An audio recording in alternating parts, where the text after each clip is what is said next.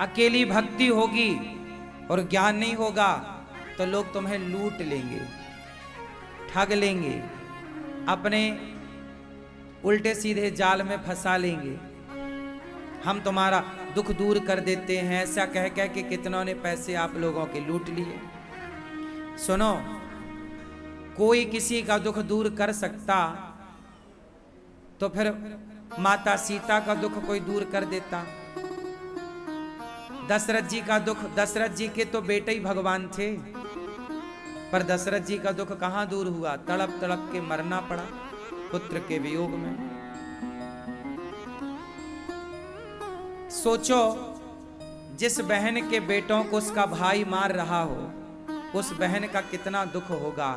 देवकी और वसुदेव जेल में बंद थे, कितना दुख था। कोई दुख दूर करता तो देवकी वसुदेव का दुख दूर हो जाता, कोई दुख दूर करता तो दशरथ जी और कौशल्या जी का दुख दूर हो जाता, राम का वनवास टल जाता। जब दुख भगवान का दूर नहीं हुआ, दुख उठाना पड़ा, तो फिर हमारा तुम्हारा दुख दूर हो जाएगा? कर्म दंड ना मेरी माँ, झाड़ा फूंके से दूर ना होगा, कर्म दंड तो भोगने ही पड़ते हैं। अवश्यमेव भोक्तव्यम, गीता का वाक्य है।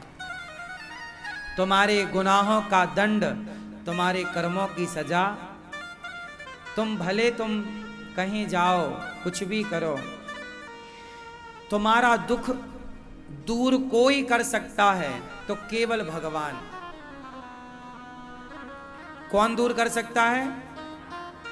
इसलिए कहता हूं कि जब भागवत सुनोगे, जब तुम उनकी कथा सुनोगे, तो वो ही तुम्हारी व्यथा को सुन लेंगे, और वो करना चाहें तो सारा दुख चुटकियों में दूर कर सकते हैं। वरना तुम के इंसान के पीछे भागो कि ये व्यक्ति हमारा दुख दूर करेगा, तो फिर आप गलत ही भाग रहे हैं। कोई इंसान दुख दूर नहीं कर सकता, करेंगे तो केवल।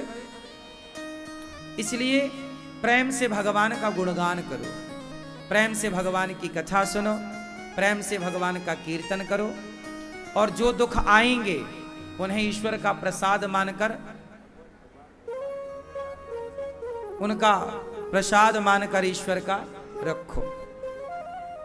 क्या माता सीता के जीवन में दुख नहीं आया? हाँ, तो भक्ति हो पर ज्ञान ना हो तो आप भक्ति के नाम पर लुट सकते हैं। इसलिए अकेली भक्ति ना हो, ज्ञान भी हो। तो भक्ति अकेली ना हो, क्या होना चाहिए? ज्ञान। और केवल ज्ञान बस ना हो, थोड़ा सा त्याग भी हो, वैराग्य। जैसे एक मैया है, वो सवेरे माला लेके बैठी, सीताराम सीताराम राधे श्याम राधे श्याम। भक्ति तो है, इसलिए तो मैया माला जप रही है, तो भक्ति होना बहुत अच्छा है। लेकिन मैया चूल्हे में चढ़ा था दूध, अब उफनने लगा, अब उसका माला छूटा, बार बार चूल्हे की तरफ जप रही है सीताराम श्रीमन नारायण श्रीमन, और आवाज बहू को पर बहू काहे को आए? वो तो पंचायत में लगी है। अब वो देख रही है कि दूध उफन रहा है, अब वो माला जप रही है, माला छोड़ भी नहीं सकती बीच में। भक्ति तो है इसलिए माला जप रही है, ज्ञान भी है इसलिए बीच में छोड़ नहीं रही है। लेकिन क्या नहीं है? वैराग्य।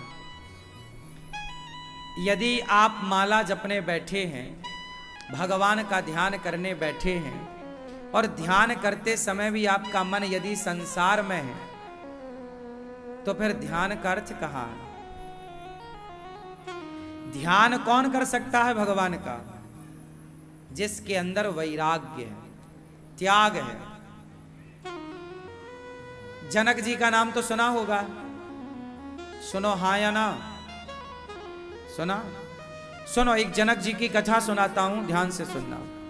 त्याग कैसा चाहिए, ईश्वर की प्राप्ति में त्याग का सहयोग कितना है, सुनो। जनक जी राजा हैं। ये उस समय की बात है जब अष्टावक्र जी थे। एक अष्टावक्र जी नाम के संत हुए हैं। 8 जगह से टेढ़े थे, इसलिए उनका नाम अष्टावक्र।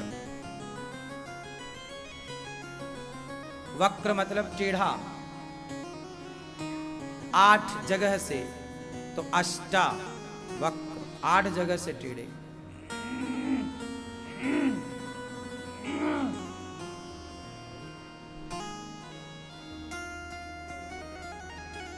राजा जनक के दरबार में एक संत आते हैं।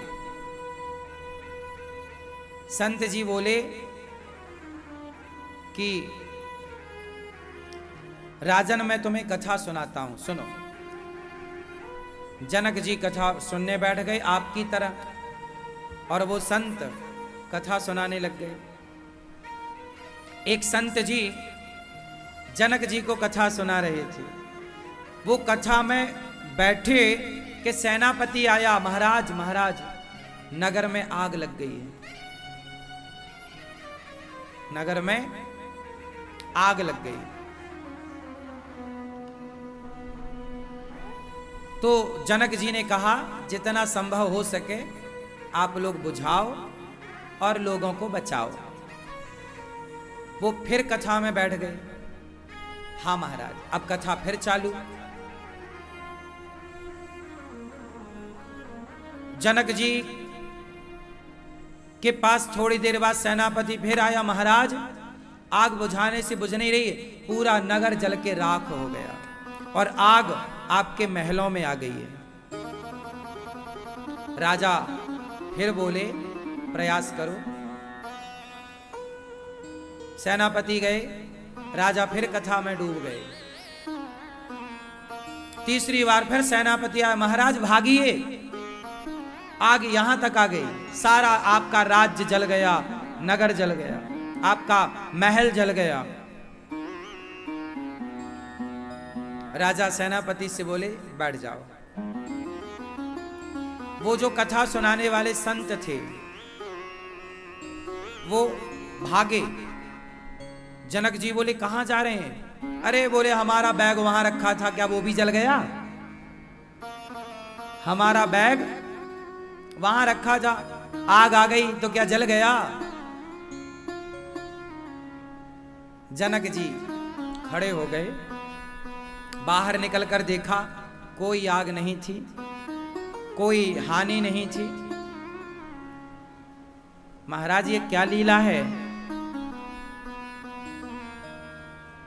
राजा जनक जी से पूछा गया कि आपका नगर जल रहा था, आप विचलित नहीं हुए, क्यों? राजा जनक जी ने कहा कि जब नगर जल रहा था तो बचाने का प्रयास तो किया ना सेनापति ने,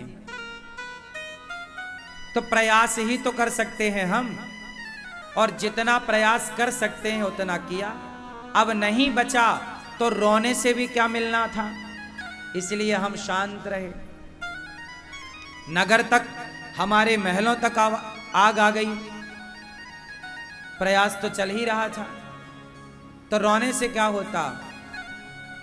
आपका एक झोला था, उस झोले के लिए आप परेशान हो गए, यहाँ राजा का महल जल रहा है, वो परेशान नहीं हुआ। जिसके अंदर वैराग्य है, त्याग की भावना है, वही जनक भगवान के बहुत बड़े भक्त हुए।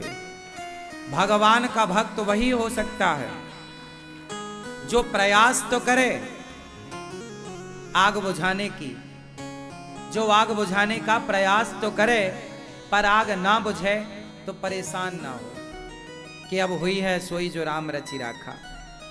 जब तक भक्त के अंदर वैराग्य ना हो, जैसे आप लोग कथा सुनने आते हो ना, तो आप बैठे तो कथा में हो, पर बार बार आपका ध्यान मोबाइल में, बार बार आपका ध्यान पड़ोसन में, बार बार आपका ध्यान कौन उठ रहा है, कौन बैठ रहा है उसमें।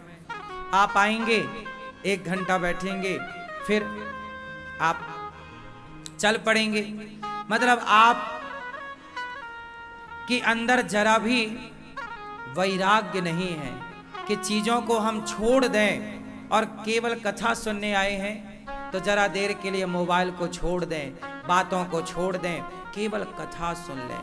इतना भी तो वैराग्य नहीं है आपके अंदर। आप जरा मोबाइल भी तो नहीं छोड़ पाते, जरा ध्यान भगवान की कथा में जरा भी तो नहीं लगा पाते, यहां वहां। तो फिर भक्ति कैसे करोगे आप? भक्ति कौन कर सकता है जानते हो? कामी, क्रोधी, कामी बोलो, कामी, क्रोधी, लालची, इनसों भक्ति न होए। कामी कभी भक्ति नहीं कर सकता, क्रोधी कभी भक्ति नहीं कर सकता, लालची कभी भक्ति नहीं कर सकता। कामी, क्रोधी, लालची, इनसों भक्ति न होए। भक्ति करे कोई सूरमा, भक्ति करे कोई सूरमा, जाति वर्ण कुल खोए। त्याग इतना बड़ा होना चाहिए कि धन दौलत नहीं, जो अपने को भूल जाए, जो अपने को भूल जाने की ताकत रखेगा वही ईश्वर को जान सकता है। वैराग्य ऐसा कि खुद को भुला दो। मीराबाई खुद को भूल गई कि मैं कौन हूं। जब मैं था तब हरि नहीं, अब हरि है मैं नाए। प्रेम गली अति साकरी, जा में दो ना समाए। वैराग्य चाहिए साहब, त्याग चाहिए।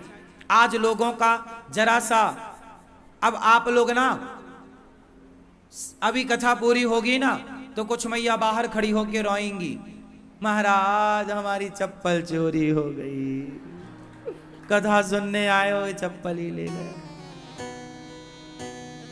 3 घंटे कथा सुनते हैं पर रोते किसके लिए हैं? चप्पल जूते के लिए।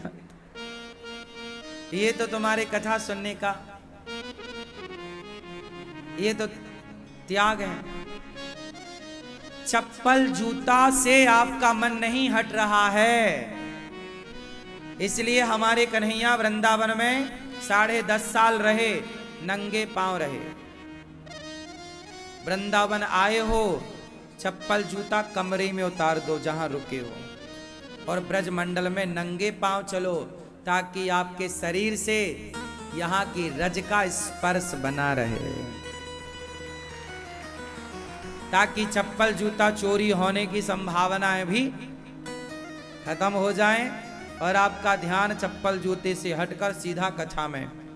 कुछ मैयाएं तो अपना चप्पल जूता नीचे रख लेती, उसी के ऊपर बैठ जाती हैं। अभी भी बैठी होंगी कुछ चप्पल जूते के ऊपर, कुछ भाई और कुछ बहनें मैया, और कुछ तो झोले में भर लेते हैं। ठीक है, आपकी तरफ से सुरक्षा जरूरी है, लेकिन जब देखो, या तो गाल फुला लो, या तो ठहाका लगा लो, या तो तीर्थों में आओ तो सस्ती से सस्ती चप्पल लाओ। एक तो तुम महंगी चप्पल पहन के आती हो, सबको दिखाना भी तो है कि देखो हम ब्रांडेड पहनते हैं, और जब ब्रांडेड चोरी होती है तो फिर रोते हैं। एक आदमी गौरी गोपाल आया 10,000 के जूते पहन के, और चोर भी बड़े एक्टिव होते हैं, चोरों को भी पता लग जाता है कि जूता महंगा है, सस्ता है या महंगा। एक आदमी आया 10,000 के जूते, आ तो गए बाबूजी, और जूते उतार दिए बाहर, और चोर तो चोर तुरंत लेके भाग गया। भाई साहब उन्होंने जब वापस देखा कि जूते गायब तो उनका खून सूख गया। अब वो भैया 1 घंटा तो हमसे लड़े। हमने कहा भाई, हमने तो यहाँ आपके लिए व्यवस्था बनाई है कि चप्पल जूता आप यहाँ उतारो और उस आदमी को दे दो, टोकन ले लो, ये आपके लिए निःशुल्क व्यवस्था है। अब आपने वहाँ उतारा नहीं, कहीं भी उतारा, अब कोई ले गया, बताओ हमारी जिम्मेदारी है। उन्होंने बहुत कुछ कहा, बोले पैसे दो। हाँ, हमने कहा कितने? बोले 10,000 के 5 तो दे दो। हाँ, कुल मिलाकर 10,000 के जूते तो पहन लिए और आए कहां? धाम में। या तो फिर 10,000 के जूते पहनो तो इतना बड़ा दिल रखो कि चले जाए तो रोगे नहीं, या तो इस भाव से पहनो, या फिर पहनो ही मत। मन को हटाओ चीजों से, है ना। अब हमारी माताएं 4-4 तोला की चैन पहनी रहती हैं और चोर ले जाता है तो रोती हैं। या तो 4 तोले की चैन ना पहनो, या तो चैन उतार लो घर में रखो, नकली पहनो। और यदि पहने हो तो चोर ले जाए तो फिर रो मत। क्यों मेरी मां? क्यों? सही है।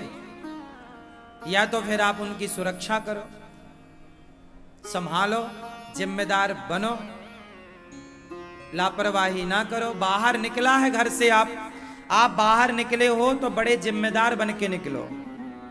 आप कहीं भी पर्स छोड़ देते हैं, कहीं भी बैग छोड़ देते हैं तो कोई ले ही जाएगा। चोरी हमारी ही गलती से होती है, पता है। हम लापरवाही करेंगे तो चोरी होगी। इसलिए हमारे अंदर क्या होना चाहिए? त्याग। त्यागी बनो, सादा जीवन जियो, ज्यादा चमक धमक के दिखावे के चक्कर में ना पड़ो। और भगवान में मन लगे, वस्तुओं में मन ना लगे। धाम में आए हो ना तो यहां ध्यान भगवान का हो, वस्तु का ध्यान ना हो। क्यों? मोटी चैन पहन के आओगे, दिन रात उसी का ध्यान लगेगा, कोई ले ना जाए। उतार के आओ ना सीधा घर पे। सोना चांदी पहन के धामों में नहीं जाना चाहिए। सोना चांदी पहन के ना जाओ कहीं, और महंगे महंगे चप्पल जूता पहन के भी ना जाओ। वृंदावन आओ तो सोना चांदी पहन के बिल्कुल ना आओ, और महंगे जूते चप्पल पहन के तो बिल्कुल ही मत आना। पहले ही बता दिया हमने, अब बाद में रोना मत। सही है। त्याग होना चाहिए। सुखदेव भगवान के अंदर त्याग है। हर चीज को वो कोई बात नहीं छोड़ देते हैं। जीवन में त्याग बड़ी चीज है। राम जी ने अयोध्या का राज्य छोड़ दिया तो राम की जय जयकार हो गई। पांडवों ने नहीं छोड़ा तो महाभारत हो गया। पांडवों ने लड़ाई लड़के अपना राज्य ले लिया। तो पांडवों ने लड़ाई करके ले लिया तो कोई पांडवों की पूजा नहीं करता। लेकिन बात ठीक है, लड़ाई करके लिया, लेना तो पड़ेगा। सब तो राम नहीं हो सकते। तो अपने अधिकार की लड़ाई लड़ना सही है, पांडव सही थे। फिर भी हम आपको कह रहे हैं कि यदि आप अपना अधिकार मांग लोगे तो महाभारत हो जाएगा, और अपने आप को अधिकार को छोड़ दोगे। अधिकार छोड़ने के बाद रामायण लिखी गई और अधिकार मांगने के बाद महाभारत लिखा गया, है ना। इसलिए त्याग थोड़ा सा आवश्यक है। आज भक्तों के अंदर ना त्याग नहीं है। भक्ति करते तो हैं पर वस्तुओं से बिल्कुल अटैच हैं, चिपके हैं। माला जपेंगे, यहाँ वहाँ आंखें घूमती रहेंगी। थोड़ा ध्यान, आंखें बंद करो, सबसे मन हटाओ, केवल चित्त भगवान में लगे। 5 मिनट के लिए ध्यान करते हो तो ठिकाने का कर लो, अच्छे से ही कर लो। 5 मिनट के लिए फिर कोई ना हो, एक आपके और भगवान के बीच में, है ना, कनेक्टिविटी अच्छी हो। ध्यान 2 मिनट का करो तो वो परफेक्ट मिलना चाहिए, तार। आंखें बंद हो तो ध्यान में भगवान सामने खड़े होने चाहिए। भगवान से बात करना सीखो। आप बात करते हैं भगवान जी से? ध्यान के बल पर आप भगवान से बातें कर सकते हैं, भगवान से अपनी बातें रख सकते हैं, भगवान का दर्शन कर सकते हैं। ये सब कुछ संभव है ध्यान के बल पर।